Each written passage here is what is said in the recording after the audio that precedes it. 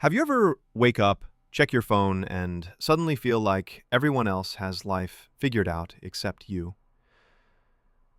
One friend just got engaged, another bought a house, someone's launching a business, and there you are, still trying to make sense of where you're headed. The world tells you that by 25 you should have it all: the career, the apartment, the partner, the plan. But here's the truth: you're not behind. You're just living life at your own pace. Every morning starts the same: a quick scroll through social media before getting out of bed. And every scroll reminds them that someone else seems to be doing better. College friends climbing career ladders, high school classmates posting engagement photos. Meanwhile, Alex is just figuring things out, quietly, awkwardly, imperfectly. Comparison is a slow poison. It doesn't hit all at once.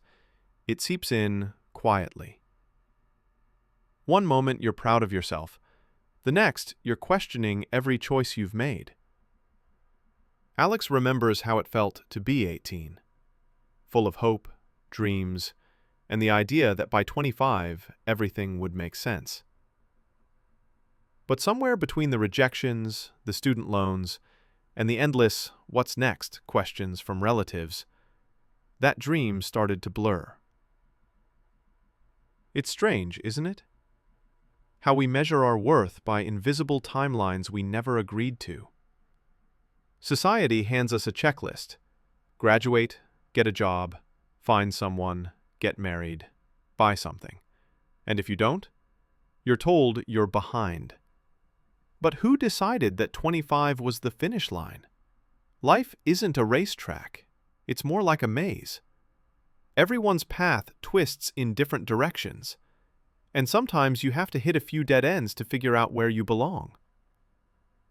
Alex's best friend, Jordan, just landed a high-paying job. Another, Sam, dropped everything to travel the world.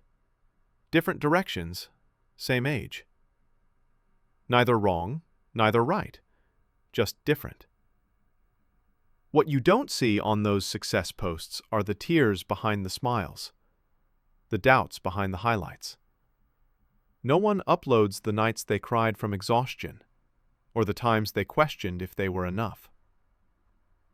Alex remembers sitting on the floor one night, rent due, job applications unanswered, wondering if this was what adulting was supposed to feel like. That silent pressure. That voice in your head whispering, "You should be doing more." But maybe, just maybe, doing your best is enough right now. Here's what nobody tells you. Life doesn't unfold on a fixed schedule. Some people bloom early, some bloom later. But a late bloom is still a bloom. Alex started noticing small wins. Not the flashy kind, but the quiet victories. Getting out of bed on bad days. Sending another job application. Saying no to people who drain their energy. Tiny steps forward. Unseen, but powerful. And slowly they realized, maybe success isn't about being ahead. Maybe it's about staying in the race, even when it's hard. We live in an age of highlight reels, where everyone shows their best 5 minutes and hides the other 23 hours. It's easy to forget that social media is a stage, not the full story. You see someone's success, but not their sleepless nights, failed attempts, or silent breakdowns. Alex used to think everyone else was sprinting ahead. But when they started talking to people, really talking, they found out most were just as uncertain, just as scared. Everyone's faking confidence until they find it for real. The idea of a perfect timeline is one of the biggest lies we grow up believing. You're told life has a sequence: But real life? It's messy, unpredictable, full of detours. Some people meet the love of their life at 20, others at 40.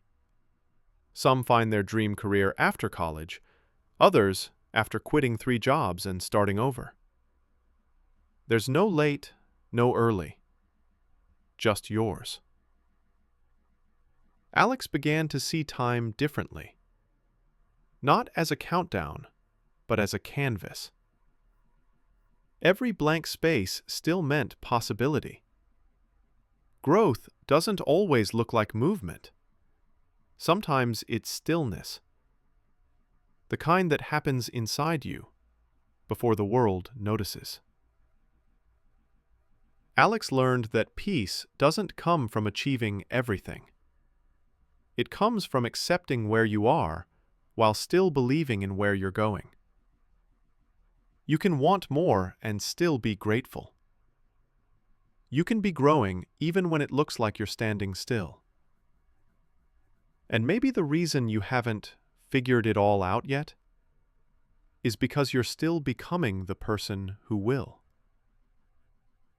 When Alex stopped measuring life by milestones and started measuring it by moments, everything changed. The laughter shared with friends, the peace of a quiet morning, the courage to keep trying. Maybe that's what having it all really means.